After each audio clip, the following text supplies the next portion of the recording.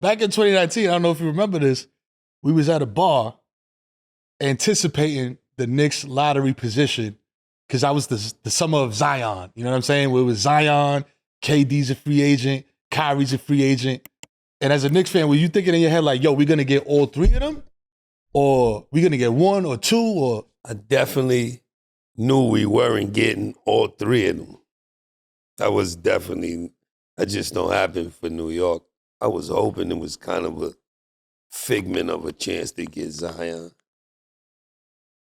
But they just gassed us up. You know what I mean? It was just, I like what they did for us. It was a nice event, nice energy, but for some reason I didn't know it was going to turn out. But why? So as a fan, why? Like as a New York fan, why? I played, so I'm on the other side. After all these years of being born and raised in New York, and you know what I mean? Even when we got you, my hopes got all, I'm like, yo, they're going to get him everything he need, and then we get the Phil Jackson we get the wrong Phil. The wrong Phil. Yeah. We got Dr. Phil. We ain't get the championship Phil. How the hell we end up with the wrong Phil? Yeah, come on. All this stuff Phil did, all of this. Come on, then man. when he come here, Any other Phil would have been lit, bro. Phil. Yeah, Uncle Phil would have been fine. You know what I'm saying? It's like my whole life. See the orange? You want to feel the coach. Yeah. And then it ain't. You know what I mean? So I was there in good spirits. You see me? You we was said, on. yeah, bro, we was hype. It was good, yeah. Man, the tech was fleet zipped all the way up. Like, yeah. I had the Melo hoodie, the shooting jacket, the shooting hoodie on.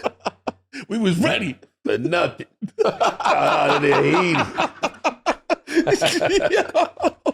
Oh, shit, bro. Yo, that was... Hold up. And so, again, going back to, like, as a fan of the game, of the Knicks, right? Speaking of Phil, what was the fans saying? Was the fans, was the fans, for me, right? Because he was talking about me most of the time.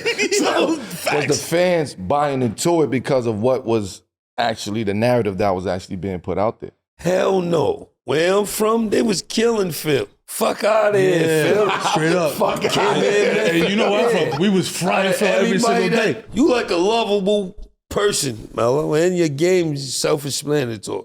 You know what I mean? It's just similar to Melo when it comes to the game winners. Yeah. That's a fact. So for Phil to, you know what I mean? They know he's weird a little bit. Right. You got to be kind of weird to be a genius and be a Zen Master and all that. We respect all it. Respectfully. But don't come here and then get off your Zen. That's what and no more become a master. You feel me? And the shit to me was like, and correct me if I'm wrong, if you thought the same shit. When they signed them, when they like, yo, we're going to bring Phil over here, you know, the history, Lakers, Bulls, you like, okay, he's going to come over here, change the culture, da-da-da, or put in the culture, whatever the fuck. He changed the culture, he did. He did, but he didn't fix the shit. He made it worse. He definitely changed the culture. To being a dickhead. I mean, he was definitely on this Zen shit, though. He was, lights out in the room, candles. Don't that shit get you back as a player, though? Then that shit fuck with you, like... We ain't paying him no mind, though. Like, no, it wasn't no disrespect to him, but we just was like... All right, whatever. That's what he in his own world. Yeah, that's what he do. Let him do that. Yeah, but when you started doing all the backdoor shit and behind the scenes and you start finagling, then now you losing that respect that we respect you on. We stand on something with you because of who you actually are and what you did and what you accomplished. And then it was like, now we see how you now really are. Now we see like, nah, it's like me and your favorite, We idol. get to see the real version of what the... But nobody saw the real version, but... They just seen the stats. We saw the real version. We know the real version. Now, I knew something was up, but he did the whole LeBron shit. He's like, LeBron with his posse. I'm like, nigga, I ain't heard that word since Mario Van Peebles, bro. He put me in a fucked up position with that. Bro, he's sitting there sleeping in practice, bro, like this. Like, you know how old men sleep where they just fold their arms and they use their neck as a pillow because they got the old man neck? But I don't know if it was because he was super locked in. He only wanted to coach home games. That's when I knew it was over. That's when I knew we got the wrong feel to it. I ain't getting on the play for these niggas, man. He only want to coach home games. Yeah, so that was an issue I had, too. I had that issue. Like, what you mean you only want to coach home games? The fuck? Like, what you coming here for? We threw you the keys. You know what I mean? Like, you had the keys. Nobody else could say nothing. So as the guy, you know what I'm saying, the face of the franchise, you got to deal with him more than probably anybody else. I don't, because you really don't want to deal with me. You want to just you want to make it seem like it's a distance between me and you. So you give everybody else the love. You feel what I'm saying? Maybe thinking that I was gonna feel a certain type of way, but you was very professional. That whole day, I know the game. You handled it way different. Yeah, I know the game. I study guys. Official gentleman. I study niggas who came through New York. Did it right. The Jeters, A-Rods, the Marburys, Darryl Strawberry, like, you know what I'm saying? I studied them guys. New Yorkers. Yeah, you know what I'm saying? To see how you should navigate and not navigate shit that you could say, you should say, when to say it, why not to say it. Like, so I knew all of that coming in. So it wasn't nothing that anybody could say or do or, you know what I mean, or try to do.